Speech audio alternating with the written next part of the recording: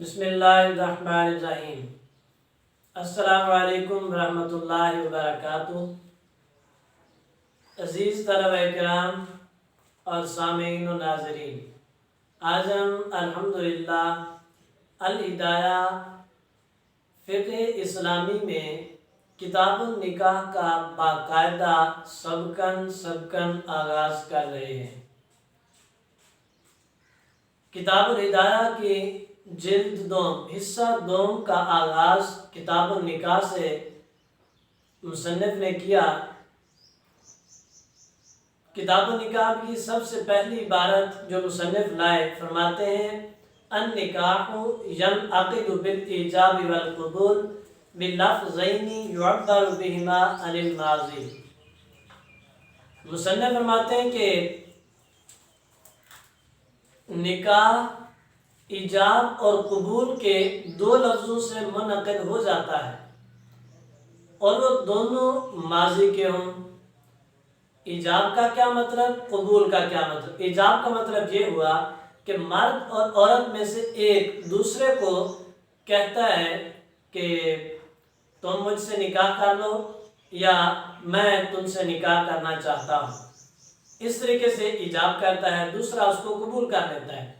تو کہتے ہیں کہ یہ دونوں لفظ اگر ماضی کے مثلاً یوں ہوں کہ میں تم سے نکاح کرتا ہوں، دوسرا کہتا ہے میں بھی کرتا ہوں، دونوں ماضی کے ہو گئے، تو کہتے ہیں کہ نکاح منعقد ہو جائے گا۔ پھر فرماتے ہیں لِأَنَّ الصِّيغَةَ وَإِنْ كَانَتْ لِلْإِخْبَارِ وَضْعًا فَقَدْ جُعِلَتْ لِلْإِنشَاءِ شَرْعًا دَفْعًا لِلْحَاجَةِ۔ کہتے ہیں کہ اگرچہ یہ صیغہ خبر دینے کے لیے ماضی کے صیغے میں خبر ہوتی ہے کسی کام کے ہونے کی جو ہو چکا ہو اور ابھی تک تو نکاح منعقد نہیں ہوا، کچھ واقع نہیں ہوا، اب اگر وہ ماضی کا صیغہ استعمال کرتا ہے تو ماضی کا صیغہ تو واقع ہو چکے کی خبر کے لیے ہوتا ہے، اور یہاں پر تو ابھی واقع نہیں ہوا، ابھی دوسرے کو پرپوز کر رہا ہے، اسے ایجاب کر رہا ہے، اسے اپنی طرف متوجہ کر رہا ہے، خبر نہیں دے رہا۔ تو کہتے ہیں اگرچہ ماضی کا صیغہ ہے تو خبر کے لیے، لیکن یہاں پر اسے ضرورت کی بنا پر، حاجت کے لیے، لغوی طور پر اس کا وہ معنی ہے، شرعی طور پر ہم اسے اس طرح منتقل کرتے ہیں کہ اس سے مراد انشاء بھی لیا جا سکے۔ انشاء کا مراد یعنی کسی کو کچھ کرنے کا کہنا۔ کہتے ہیں کہ اگرچہ ہے یہ خبر کے لیے، جیسے امر اور نہی بھی انشاء میں آتے ہیں، تو کہتے ہیں کہ لغوی طور پر اس کا وہی معنی ہوگا، شرعی طور پر ہم اسے انشاء کے معنی میں لے رہے ہیں۔ وَيَنْعَقِدُ بِلَفْظَيْنِ يُعَبَّرُ بِأَحَدِهِمَا عَنِ الْمَاضِي وَبِالْآخَرِ عَنِ الْمُسْتَقْبِلِ۔ کہتے ہیں کہ اگر ایک لفظ ماضی کا تھا اور دوسرا مستقبل کا تھا تو بھی منعقد ہو جائے گا۔ ایک ماضی کا تھا، دوسرا مستقبل کا تھا، مثلا ایک کہتا ہے مثل أن يقول زوجني فيقول زوجتك یا زوجتك، ایک کہتا ہے دوسرے کو کہ تم مجھ سے نکاح کر لو، یہ انشاء ہو گیا، مستقبل کا صیغہ ہو، اور دوسرا کہتا ہے زوجتك میں کر چکی ہوں، یا زوجتك میں تم سے نکاح کر چکا ہوں، پہلا مستقبل کا، دوسرا ماضی کا۔ تو کہتے ہیں کہ جب ایک لفظ مستقبل کا دوسرا ماضی کا ہو تو بھی عقد منعقد ہو جاتا ہے، نکاح منعقد ہو جاتا ہے۔ علامہ لِأَنَّ هَذَا تَوْكِيلٌ بِالنِّكَاحِ۔ کہتے ہیں کہ جب ایک بندہ دوسرے کو کہتا ہے زوجنی، تم مجھ سے نکاح کر لو، تو کہتے ہیں کہ یہ اپنا دوسرے کو وکیل بنا رہا ہے۔ اپنا دوسرے کو وکیل کیسے بنا رہا ہے کہ اگر وہ ہاں کر دیتا ہے، وہ کہہ دیتا ہے زوجتک، تو اس کا نکاح اس سے ہو گیا، تو گویا کہ اس نے اپنا حق بھی اس کے سپرد کر دیا، اسے اپنا وکیل بنا دیا کہ تم ہم دونوں کا فیصلہ کر دو، ہم دونوں کو اس بندھن کے اندر جوڑ دو، اپنا فیصلہ اس کے سپرد کر دیتا ہے کہ میں یہ چاہتا ہوں، اب اگر تم بھی چاہ لو تو میری اور تمہاری یہ چاہت مکمل ہو جائے گی اور یہ عقد منعقد ہو جائے گا۔ تو کہتے ہیں کہ یہ توکیل، ایک کا دوسرے کو وکیل بنانا ہے۔ اور پھر کہتے ہیں وَالْوَاحِدُ يَتَوَلَّىٰ طَرَفَيْ النِّكَاحِ، اور فقہ کا اصول یہ ہے کہ ایک شخص دونوں طرف سے ولی بن سکتا ہے، دونوں طرف سے ولی بن سکتا ہے۔ تو یہاں پر بھی اگر ان دونوں میں سے ہی تیسرا بندہ ان دونوں کا ایک بندہ ولی بن سکتا ہے، کوئی تیسرا بندہ؟ تو کہتے ہیں کہ یہاں پر ان دونوں میں سے بھی کوئی ایک بندہ اپنا اور دوسرے کا، دونوں کا ولی بن سکتا ہے۔ تو اس طریقے سے اگر ایک دوسرے کو اختیار دے دیتا ہے اور وہ اس اختیار کو استعمال کرتے ہوئے کہتا ہے کہ ہاں میں نے ہم دونوں کا نکاح کر دیا، تو کہتے ہیں کہ اس طریقے سے منعقد ہو جائے گا۔ علامہ نبینہ انشاءاللہ، کہتے ہیں کہ اس کی تفصیل مزید آگے ہم بیان کریں گے۔ وَيَنْعَقِدُ بِلَفْظِ النِّكَاحِ وَالتَّزْوِيجِ وَالْهِبَةِ وَالتَّمْلِيكِ وَالصَّدَقَةِ، کہتے ہیں کہ یہاں پر لفظ اگر نکاح کا استعمال کرتے ہیں، تزویج کا استعمال کرتے ہیں، ہبہ کا لفظ ہے، تملیک کا لفظ ہے، صدقہ، نکاح کا معنی تو عام لفظ ہے، تزویج زوج سے، زوجتو کا زوجنی، اس طریقے سے استعمال، ہبہ کا معنی اپنا آپ دوسرے کے سپرد، مثلاً کہتا ہے کہ وہبتو کا، یا یعنی میں نے اپنا آپ تیرے سپرد کیا، تو ہبہ کا لفظ، تملیک کا معنی کہ میں اپنی ذات کا تمہیں مالک بناتا ہوں، یہ تملیک کا ہو گیا۔ وہ صدقہ، اور کہتا ہے کہ میں اپنے آپ کو تم پر صدقہ کرتا ہوں، یعنی اپنی ذات کو دوسرے کے لیے اس کے اختیار میں دے دیتا ہے۔ اگر وہ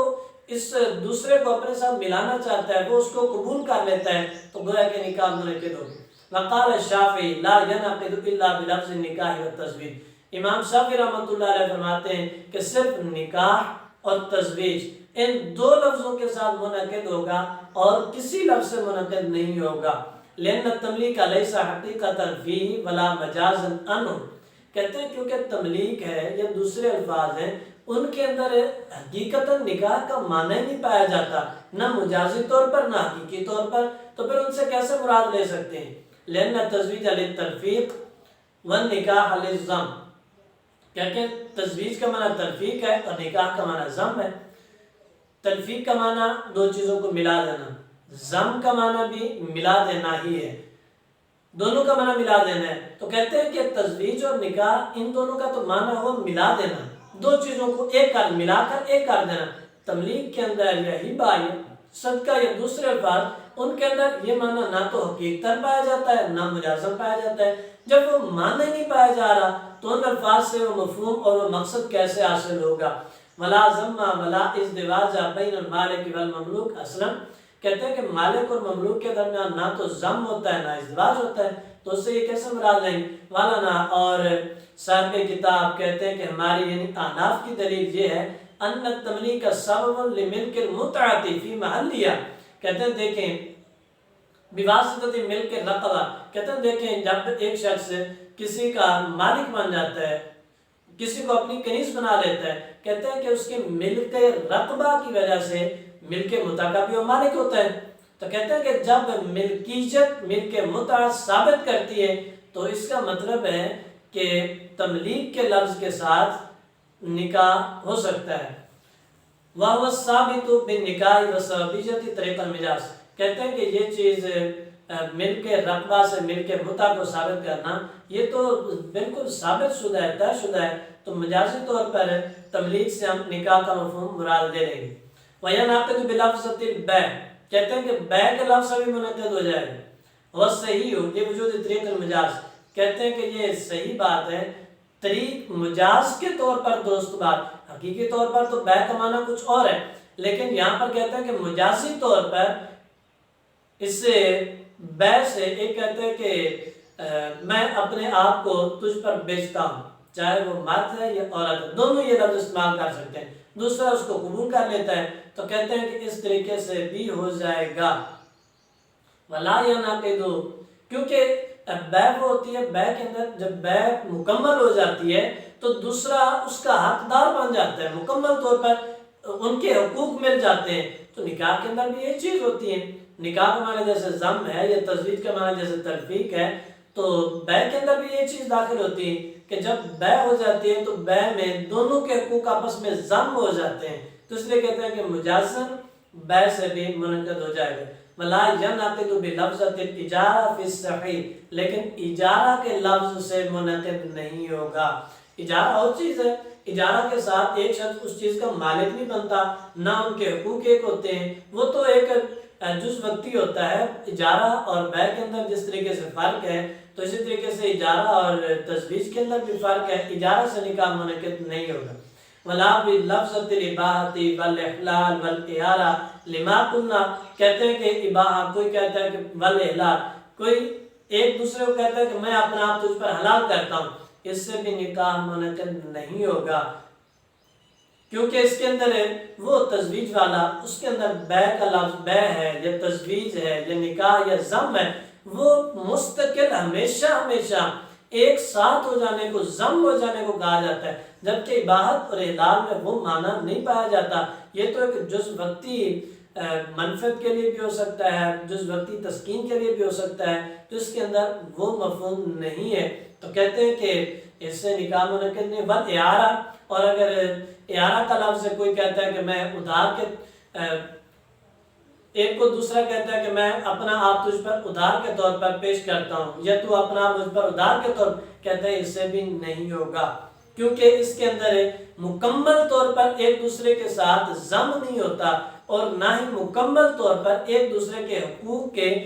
مالک ہوتے ہیں، ایک دوسرے کے حقوق ان کے ساتھ ایک دوسرے کے ساتھ منسلک ہوتے ہیں، تو کہتے ہیں کہ اس سے بھی نہیں، لأنہ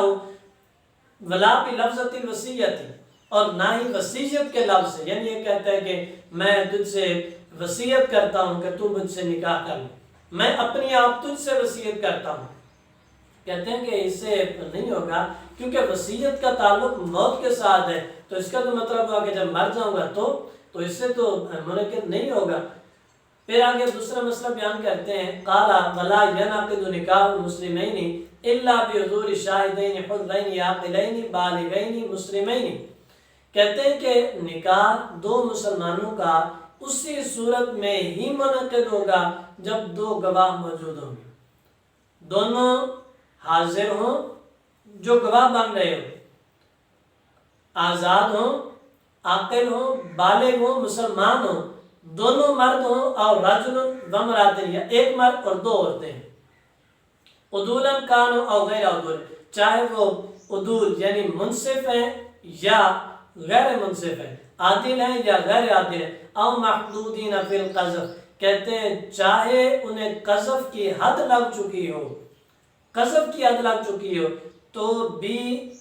ان کی گواہی میں نکاح منعقد ہو جائے گا۔ کہتے ہیں اعلم ان الشہادۃ شرط فی باب النکاح علیہ السلام لقول علیہ السلام لا نکاح الا بشہود، کہتے ہیں کہ حضور علیہ السلام نے فرمایا لا نکاح الا بشہود، کہ گواہ کے بغیر نکاح منعقد نہیں ہوتا۔ رسول اللہ کی حدیث مبارکہ کی وجہ سے گواہ شرط قرار دے دیے گئے، وَهُوَ حُجَّةٌ عَلَى مالک فی اشتراط الاعلان دون الشہادہ، امام مالک کا قول، ان کا موقف یہ ہے کہ شہادت کے بجائے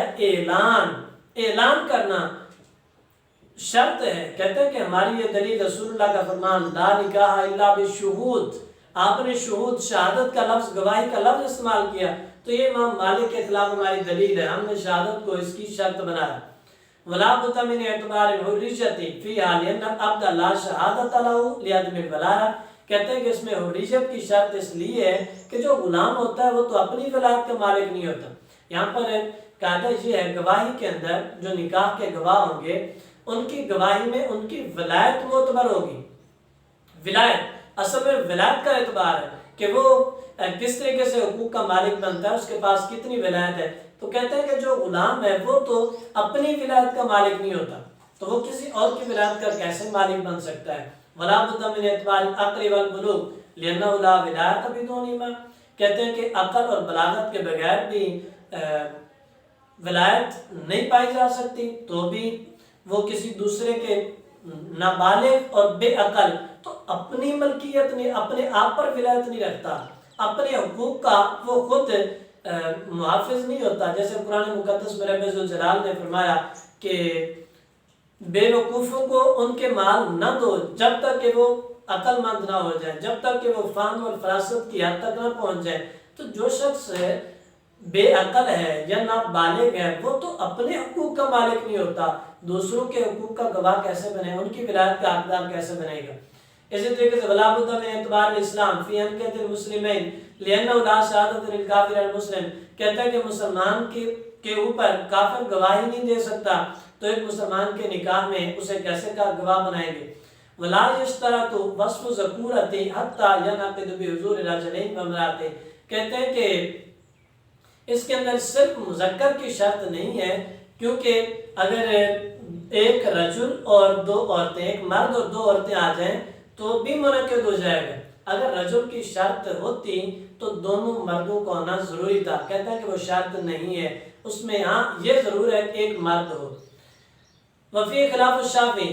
کہتے ہیں کہ اس میں امام شافعی نے اختلاف کیا،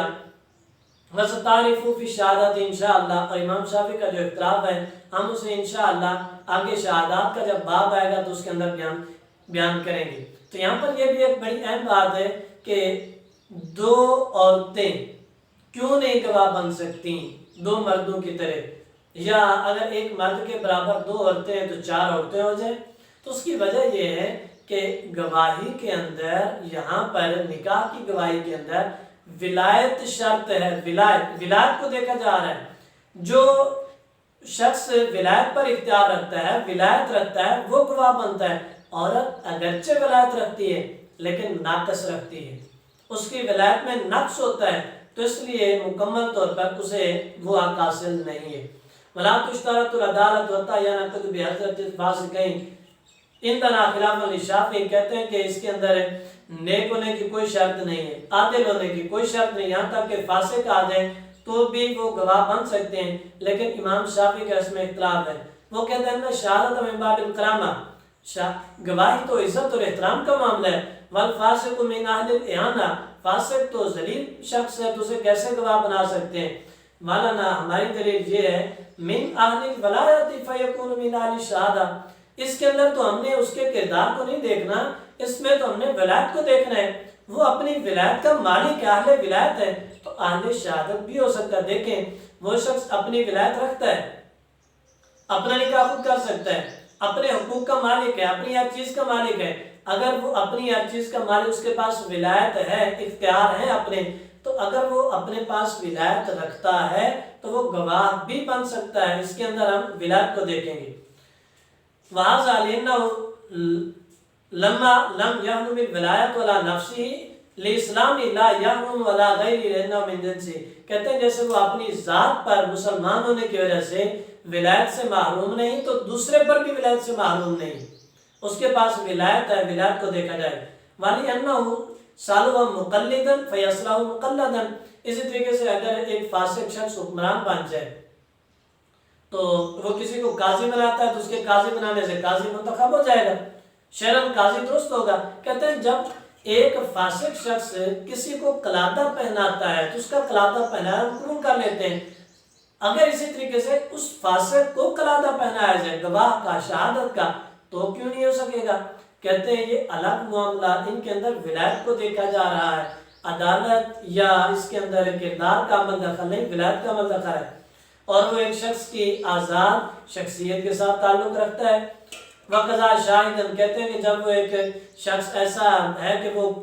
دوسروں کو، کسی کو قلادہ پہن، کسی پر اختیار استعمال کر سکتا ہے، اگر حاکم ہے تو اسی طریقے سے وہ گواہ بھی بن سکتا ہے۔ وَالْمَحْدُودُ فِي الْقَذْفِ مِنْ أَهْلِ الْوَلَایَةِ، کہتے ہیں کہ جس شخص کو قذف کی حد لگ چکی ہے وہ بھی اہل ولایت میں سے ہے، اپنے ولایت پر، ولایت کا وہ مالک ہے، اپنی ذات کا مالک ہے، اپنے اختیارات اس کے پاس ہے، ہر چیز کا مالک ہے۔ جب اس کے پاس ولایت ہے تو اس کے پاس شہادت کی اہلیت بھی ہے۔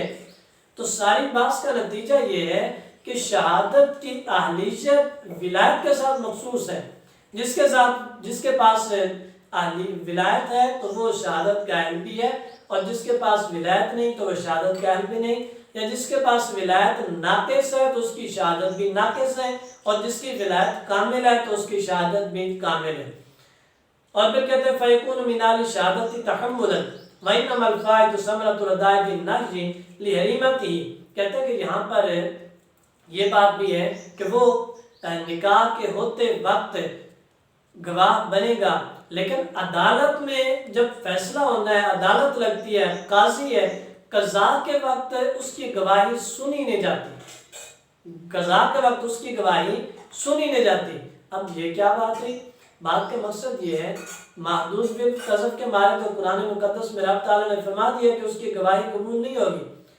لا تقبلوا لهم شہادة ابدا، کہ ان کی گواہی قبول نہیں ہوگی، گواہی قبول نہیں ہوگی فیصلہ کرتے ہوئے۔ اور جہاں تک نکاح کی بات ہے نکاح کوئی عدالت نہیں ہے، نکاح کوئی قضا کا معاملہ نہیں ہے، نکاح لوگوں کے اندر دو شخص کا آپس میں ضم ہے، تلفیق ہے، ان کا آپس میں حقوق ایک دوسرے کے سپرد کرنے کا معاملہ ہے۔ اور پھر اس کے بعد گواہ کیوں بنائے جاتے ہیں؟ گواہ بنانے کا مطلب یہ ہے تاکہ ایک بات پختہ ہو جائے اور ان کے اندر یہ بات ہوائے نفس والی داخل نہ ہو اور اپنی من مانی کی حدود سے خارج ہو جائے۔ اب وہ قواعد کی یاد میں آ جائے، ان کے اوپر گواہیاں ہوں گی، لوگوں کو خبر ہوگی، علم ہو گیا، اعلان ہو گیا، وہ صرف اس لیے ہوتا ہے۔ لیکن جہاں تک قضا کا عدالت کا معاملہ ہوتا ہے تو اس میں ضروری ہے کہ گواہی دینے والا محدود فی القذف نہ ہو۔ اسی طریقے سے کہتے ہیں جیسے اندھا گواہی نہیں دے سکتا عدالت میں لیکن نکاح میں گواہ بن سکتا ہے، اور اسی طریقے سے جو دو شخص عقد کر رہے ہیں ان کے بیٹے عدالت میں گواہ نہیں بن سکتے لیکن یہاں پر بن سکتے ہیں۔ تو یہی معاملہ محدود فی القذف کا ہے کہ وہ عدالت میں گواہ نہیں بن سکتا، یہاں پر بن سکے گا۔ وصلی اللہ تعالی علی خیر خلقہ وصحبہ وبارک وسلم وصلی علیہ۔